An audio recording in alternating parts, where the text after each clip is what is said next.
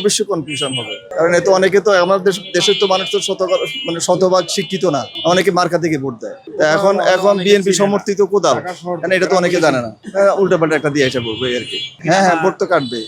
নাম অনেকে যারা পড়তে পারে নাম বুঝবো যে নাম একটাই, ওই এটা সাইফুল ওটাও সাইফুল, মার্কা তো দেখবো না।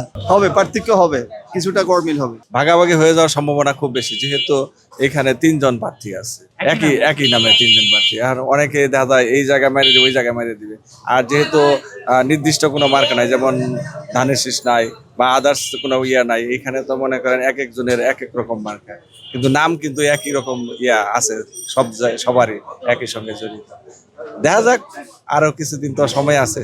যারা না বুঝবো তা ভাগাভাগি হওয়ার সম্ভাবনা আছে। মেবি জটিলতা তৈরি করার সমূহ সম্ভাবনা আছে, মেবি বলা যাবে না, কনফার্মই বলতে হবে যে জটিলতা তৈরি করার সমূহ সম্ভাবনা আছে এবং করবেই। ওই তথ্য বিভ্রাট ঘটবে, ভোটের ক্ষেত্রে একটা বিড়ম্বনা সৃষ্টি হবে। যার যার দলের মার্কা নিয়ে কিন্তু নির্বাচন হচ্ছে না। যেমন বিএনপির প্রার্থীরা অন্য দলে জোট করছে এবং সেখানে তাকে এটা হচ্ছে এক্সাম্পল, যে সেখানে তাকে ধানের শীষ দেওয়া হলো না, কোদাল দেওয়া হলো। এখন অনেকে জানে না যে বিএনপি প্রার্থী কোদাল নিয়ে নির্বাচন করতেছে। সেই ক্ষেত্রে একটা সমূহ সম্ভাবনা আছে বিড়ম্বনা সৃষ্টির, কারণ আমাদের দেশে লট অফ পিপল আনএডুকেটেড। মার্কা দিয়েই তো মানুষ ভোট দেয়।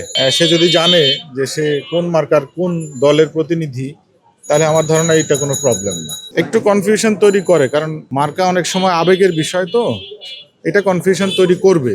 কিন্তু যিনি সচেতন নাগরিক এবং যিনি, তার দায়িত্ব হচ্ছে ভোট দেওয়া, এবং তাকে এগুলো জানতে হবে, আমি মনে করি জানাটা দরকার আছে।